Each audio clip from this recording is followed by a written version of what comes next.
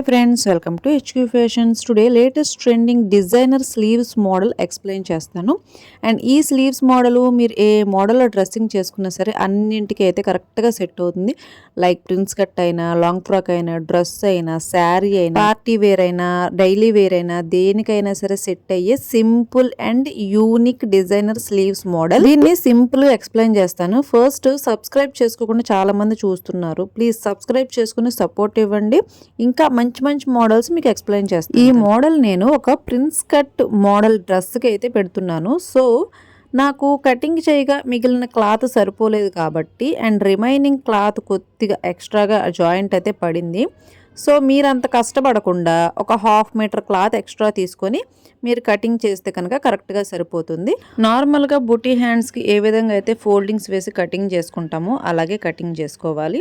And ఇక్కడ బుటీ hands కోసం 3.5 inches cloth ఎక్స్ట్రాగా అయితే లీవ్ చేస్తాను. అంటే ఒక మాటలో చెప్పాలంటే ఈ ఎక్స్ట్రా 3.5 క్లాత్ వదిలేసేసి అండ్ ఈ రిమైనింగ్ క్లాత్లో మీరు హ్యాండ్స్ కటింగ్ అనేది చేసుకోవాలి. ఇక్కడ 3.5 ఇంచెస్ క్లాత్ ఫ్రిల్స్ కోసం మార్కింగ్ వేసుకున్నాను. ఆ తర్వాత ఈ రిమైనింగ్ క్లాత్ 7 ఇంచెస్ హ్యాండ్ అనేది తీసుకున్నాను.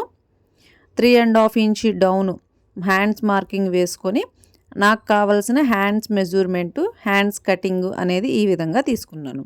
ఈ 7 ఇంచెస్ హ్యాండ్ కాకుండా పైన ఎక్స్ట్రా 2 ఇంచెస్ ఎక్స్ట్రాగా తీసుకోవాలి. ఇది కూడా అంటే హ్యాండ్స్ పఫీగా రావడం కోసం ఈ ఎక్స్ట్రాగా 2 ఇంచెస్ క్లాత్ అనేది యాడ్ చేసుకోవాలి.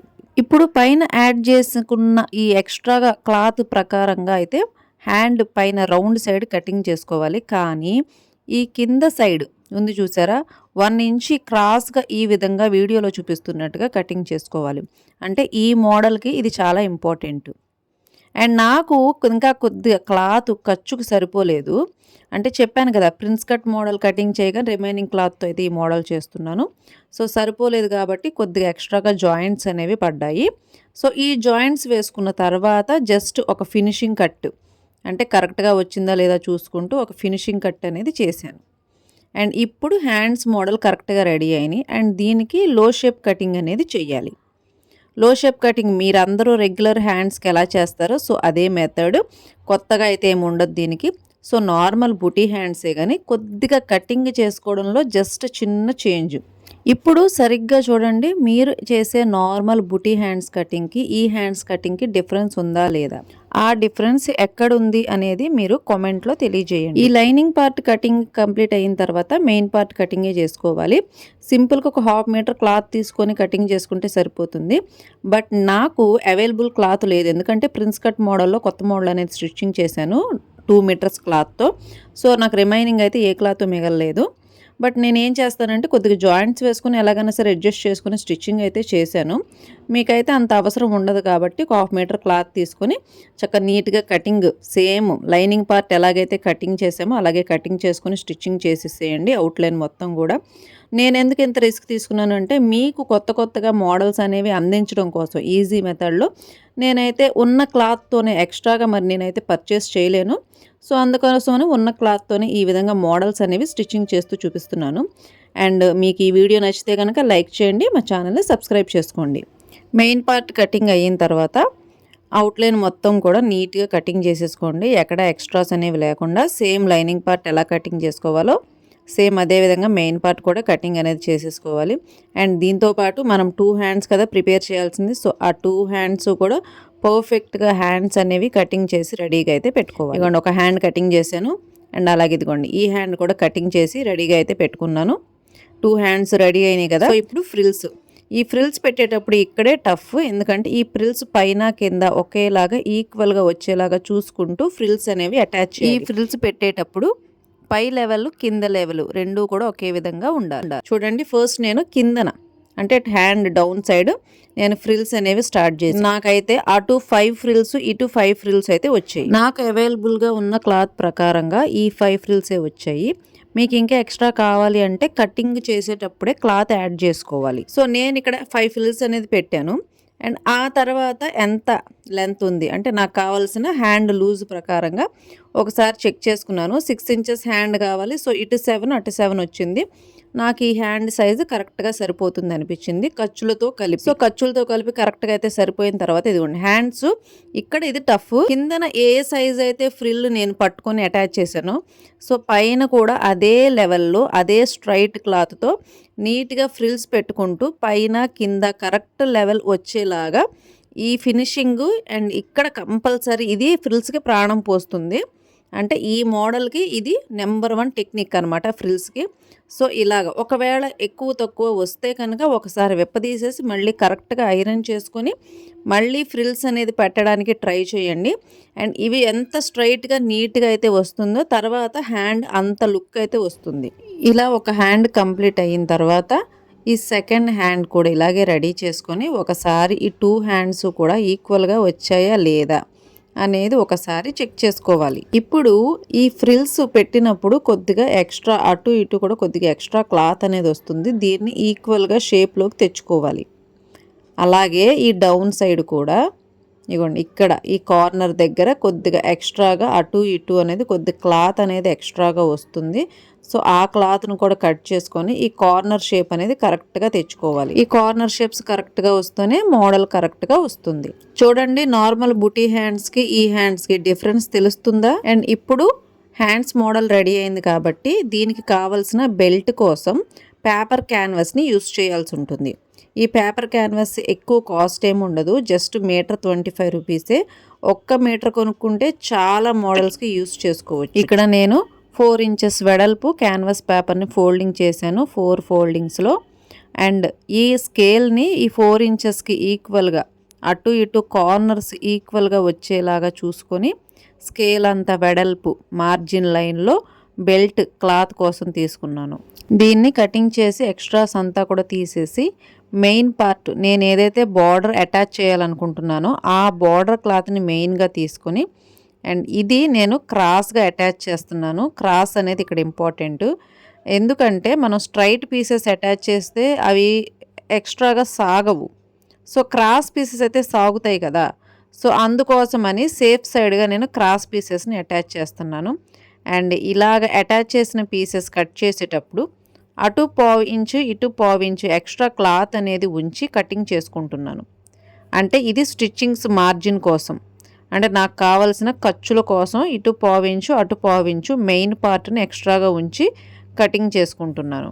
ఇది కటింగ్ చేసిన తర్వాత సేమ్ లైనింగ్ పార్ట్ కూడా ఇలాగే క్రాస్ డైరెక్షన్లో ఉన్న క్లాత్ను మాత్రమే తీసుకొని కటింగ్ చేసుకోవాలి. మనం కుట్టడానికి అనుకూలంగా ఈ క్రాస్ డైరెక్షన్ చాలా చాలా ఇంపార్టెంట్. అండ్ ఇప్పుడు నేను కావాల్సిన seam length 1/4 inch extra cloth ఉంచాను కదా. సో ఆ ఎక్స్ట్రా క్లాత్ ఉన్నంత వరకు ఈ విధంగా స్టిచ్చింగ్ వేసుకుంటూ రావాలి. సో సేమ్ ఇలాగే ఈ క్లాత్ కూడా 1/4 ఇంచ్ సీమ్ లెంత్లో కరెక్ట్గా స్టిచ్చింగ్ చేసుకుంటూ రావాలి. అంతకంటే ఎక్కువ ఖర్చు పెట్టకూడదు. అండ్ ఇవి రెండు కూడా ఆపోజిట్ సైడ్ ఇలాగ లైనింగ్ పార్ట్ సైడ్ ఒక స్టిచ్చింగ్ వేసుకుంటూ రావాలి. అండ్ ఇవి రెండు కూడా ఒక హ్యాండ్కి మాత్రమే, అంటే నేను 2 క్లాత్లు స్టిచ్చింగ్ చేస్తున్నాను కదా అని 2 హ్యాండ్స్కి అని అనుకోవద్దు. ఓకేనా? ఈ 2 పార్ట్స్ కలిపితేనే ఒక హ్యాండ్ అవుతుంది. 2 కూడా కార్నర్గా సెట్ చేస్తాం కాబట్టి ఈ 2 క్లాత్లు కలిపితేనే ఒక హ్యాండ్ అవుతుంది. సో ఈ విధంగా ఈ రెండింటిని ఇలా ఒక బార్డర్ లైన్ లాగా ముందు స్టిచ్చింగ్ చేసుకోవాలి. ఈ 2 క్లాత్స్ ఒకే డైరెక్షన్లో వీ షేప్లో కటింగ్ చేయకూడదు. ఓకేనా? 2 కూడా మనకు కావాల్సిన 7 ఇంచెస్ సైజ్ అయితే నేను ఇక్కడ 10 ఇంచెస్ అంటే 3 ఇంచెస్ సేఫ్ సైడ్కి ఎక్స్ట్రాగా పెట్టుకున్నాను. మీరు ఎక్స్ట్రా కావాలంటే పెట్టుకోవచ్చు, లేదంటే లేదు. బట్ ఇక బార్డర్ లాగా ఇలాగ రెడీ చేసుకోవడం మాత్రం కంపల్సరీ. ఆ తర్వాత ఇలా కార్నర్ లాగా అటాచ్ చేయాలి. ఇక్కడ అందరూ అనుకుంటారు ఇది చాలా సింపులే కదా, సింపుల్ ప్రాసెస్ అని అనుకుంటారు. కానీ మెయిన్ టఫ్ ఇక్కడే వచ్చింది. చూడండి నేను వీ షేప్లో అటాచ్ చేశాను, కానీ ఇది ఎల్ షేప్ కంటే ఇంకా వెడల్పుగా రావాలి. సో ఇక్కడ నాకు చాలా పెద్ద మైనస్ అయింది. సో మళ్ళీ స్టిచ్చింగ్స్ అన్నీ విడదీసి మళ్ళీ ఎల్ షేప్ లాగా వచ్చేలాగా స్టిచ్చింగ్ అయితే చేశాను. కుట్టే వరకు అందరూ కూడా పర్ఫెక్ట్గా వచ్చిందని అనుకుంటారు. సో నేను కూడా అలాగే అనుకున్నాను. సో ఇక్కడ ఈ ఎల్ షేపు ఈ హ్యాండ్స్ కలిపేటప్పుడు మాత్రం నాకైతే చుక్కలు కనబడ్డాయి. చూడండి ఈ కార్నరు ఇది కలిపేటప్పుడు చాలా చాలా పెద్ద టాస్క్ ఇది. అండ్ ఇది పర్ఫెక్ట్గా రావడం చాలా చాలా ఇంపార్టెంట్. సో ఈ సెంటర్ అనేది పర్ఫెక్ట్గా పెట్టుకున్నాను ఫస్ట్. కాకపోతే ఎటు నుంచి ఎటు కుట్టినా సరే చూడండి, ఫస్ట్ నేను ఎలా స్టార్ట్ చేశాను, ఈ కార్నర్ నుంచి ఇటు, ఈ కార్నర్ నుంచి ఇటు అని లెక్క వేసుకుంటూ అంటే చాలా సింపులే కదా! ఇక్కడి నుంచి ఇలా స్టిచ్చింగ్ చేసేయొచ్చు. ఇక్కడి నుంచి అటు స్టిచ్చింగ్ చేసేయొచ్చు అని అనుకుంటారు కదా అందరూ. సింపుల్‌గా ప్రాసెస్ లాగానే ఉంది కదా! సో, ఇది స్టిచ్చింగ్ చేసేటప్పుడే నాకు మెయిన్ మైనస్ అయితే అర్థమైంది. ఈ కార్నర్ మనం ఎల్ షేప్‌లో కుట్టాం కదా! సో, అది ఇక్కడ కరెక్ట్‌గా రావడం లేదు. సో, ఈ కార్నర్‌ని ఈక్వల్‌గా చేసుకొని కుట్టడం ఇక్కడ పెద్ద టాస్క్.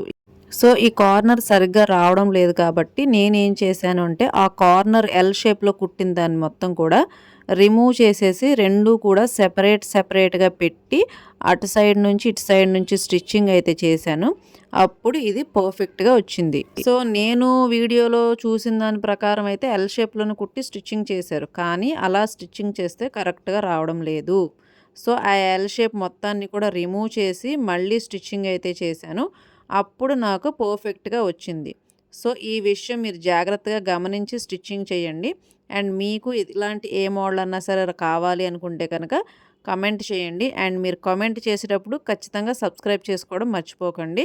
కంపల్సరీ మీరు సబ్స్క్రైబ్ చేసుకొని కామెంట్ చేయండి. నేను ఖచ్చితంగా రిప్లై ఇస్తాను. సో, ఈ 2 హ్యాండ్స్ కూడా కరెక్ట్‌గా వచ్చాయి. కాకపోతే ఈ సెంటర్‌లో ఉన్నది మాత్రం ఓపెన్ చేసి రిమూవ్ చేశాను. అంటే ఎల్ షేప్‌లోది. ఆ తర్వాత ఇవి ఓపెన్స్ ఉన్నాయి కదా! అవైతే స్టిచ్చింగ్ చేయలేదు. ఇలాగే ఉంచాను. చూడండి ఇలా కరెక్ట్‌గా వచ్చింది హ్యాండ్ అయితే కనుక. చాలా బాగున్నాయండి. అన్నిటికి కూడా కరెక్ట్‌గా సెట్ అవుతాయి. మీరు ప్రిన్స్ కట్‌లో బ్లౌజ్ వేసుకున్నా, అలాగే ఫ్రాక్ వేసుకున్నా కానీ ఈ మోడల్ సెట్ అవుతుంది. అండ్ అలాగే లాంగ్ ఫ్రాక్ అయినా, అండ్ డ్రెస్ అయినా, అండ్ అలాగే శారీ, పట్టు చీర అయినా, అలాగే నార్మల్ సిల్క్ శారీకైనా సరే ఈ మోడల్ అనేది ఈజీగా సెట్ అవుతుంది. సో, అలాంటి పర్ఫెక్ట్ మోడలు. అండ్ ఇక్కడ నేను సింగిల్ కలర్‌తో బార్డర్ అటాచ్ చేశాను కదా! మీరు 2 కలర్స్‌లో కూడా బార్డర్ అనేది అటాచ్ చేసుకోవచ్చు. సో, ఎలాగ అటాచ్ చేసుకున్నా సరే చాలా డిఫరెంట్‌గా, యూనిక్‌గా, సింపుల్‌గా ఉంది. బట్ ఈ ఎల్ షేప్‌లో స్టిచ్చింగ్ చేసుకునేటప్పుడు మాత్రమే కొద్దిగా కరెక్ట్‌గా స్టిచ్చింగ్ చేసుకోవాలి. అండ్ చెప్పాను కదా అక్కడ కూడా టెక్నిక్. అండ్ ఈ వీడియో నచ్చితే కనుక లైక్ చేయండి, షేర్ చేయండి. మా ఛానల్‌ని సబ్స్క్రైబ్ చేసుకొని మాకు సపోర్ట్ ఇవ్వండి. Thank you.